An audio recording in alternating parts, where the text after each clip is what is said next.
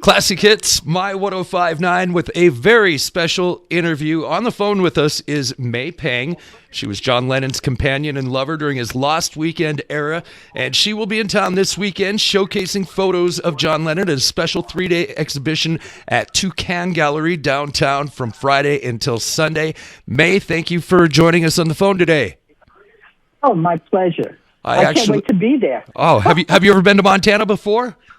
No, that's why I'm really excited. Oh, that's wild. You've traveled all over the world. Well, I wouldn't say all over the world. There's still a lot of territory to cover. First of all, I last week I got to watch the Lost Weekend, the photography, or the love story. Right. Your documentary. My documentary. Right. Yeah. It's streaming on Amazon Prime and Tubi, and for any Beatles fans or any music fan, I highly, highly recommend it. And it kind of gave us a glimpse into what we're going to be seeing this weekend at your exhibition. Right. I think, when I tell people to watch it, they have no idea. I mean, I narrate the movie.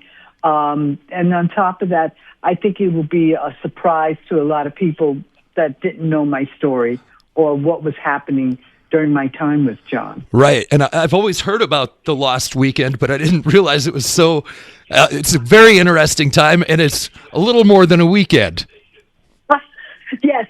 I think what people have taken from that was because John was asked many years ago when he said, what was it like when you and Harry were drunk and all this stuff? And he said, it was like a long-lost weekend, which was based on, his metaphor was the movie, The Lost Weekend, originally with, I forgot all of a sudden who it was. The actor was a 40s actor. Okay. And so, it's an old-time movie, let's put it that way. And that was the original title. So he just made it into that. And but people took it for like it was really based on our relationship and had nothing to do with us. And it really... Yet everybody thinks it's about us, so that's it. That's why you had to tell the story.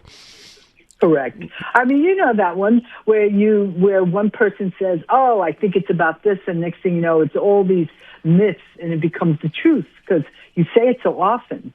Right. And it becomes that, and that's this day and age. That's why I finally had to reclaim my life. All right. And now the Lost Weekend was actually about 18 months, right? 73 through 75, right around there? Right, when we lived together, yes. And in that period, a lot of people will realize how much was done in that time period. That involved me. Yeah, and you were really a kind of a creative force behind John's solo stuff during that time. Yeah. It was he did more stuff in that time period than any other time during his solo career, including his only number one hit single with a number one album. Whatever Gets You Through the Night? Correct. Ah, yes.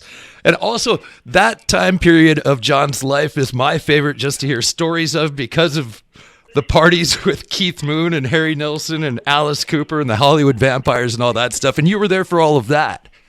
Yes.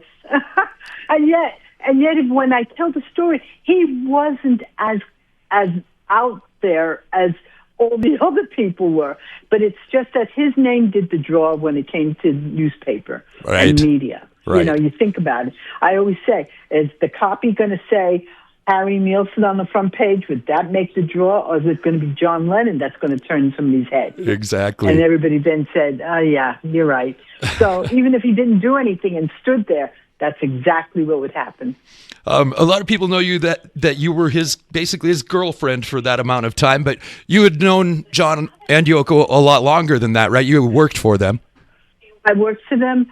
My relationship with John spanned, by the time he died, we spanned 10 years. Okay. And you started off kind of as John and Yoko's personal assistant? Both. Yes, for both of them. And that's kind of what led to this. Can you tell the story about how you and John ended up being lovers?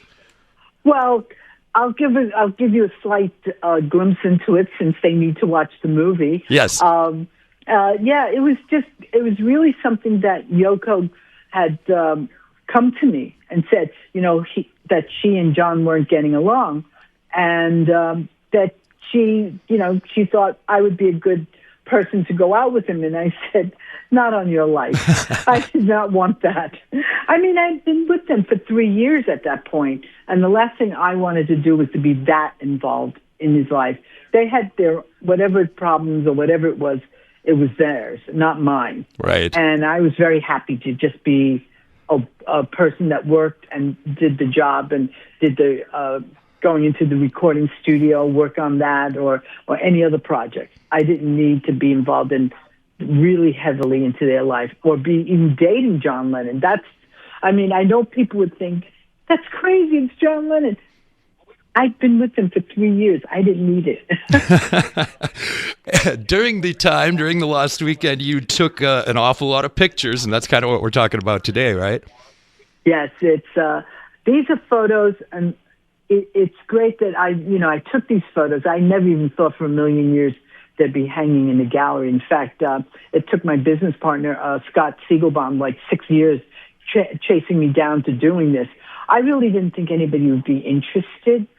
So I just sort of kept saying no, no, no. And then when the documentary was ready to show itself out there, I said, okay, let's try it at that point and see if anybody's interested. And I want to thank the public that they did want it. It is now we are embarking on our 4th year together. And so we've done some over 80 some odd shows. Wow, that's excellent. Some of the photos are candid photos. Some of them are family photos. Some of them are you and John. Some are John and Julian.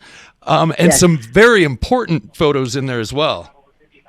Yeah, there's one of John and Paul in early '74.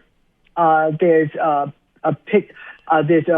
photograph, and the one that everybody talks about, since I'm the only one in the room, and John wanted me to document it, was John signing the dissolution agreement. And it's not the only agreement. People don't understand. It's a bunch of papers that came in, and he had to sign them, and all the rest of the guys had signed them. So John was the last one. So you see him start, with one of the agreements, and as he's signing, I caught him mid-signature. That's true history. The end of the Beatles, right there. Yeah, it was. And you can see it with your own eyes coming up this weekend. Yeah, and it's because I know somebody had, I guess it was an auction where they said that you could have the agreement of the Beatles, the breakdown of the Beatles, and get the ones with the signature, and that is historic. But the difference is mine is you actually see John's hand signing his name. It's his signature. That's so cool. And you're going to be at the gallery as well. The whole time. They have me chained to the chair. That's great. All right.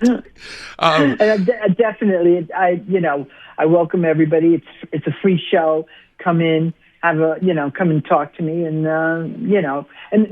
this is the first time that I'm actually letting people in to see these photos, so they can even purchase these prints, these limited prints, and they could take John home, and they could see the way I saw John. That's amazing. The Toucan Gallery this Friday, Saturday, and Sunday downtown. Right. The exhibition is entitled The Lost Weekend, the photography of May Pang.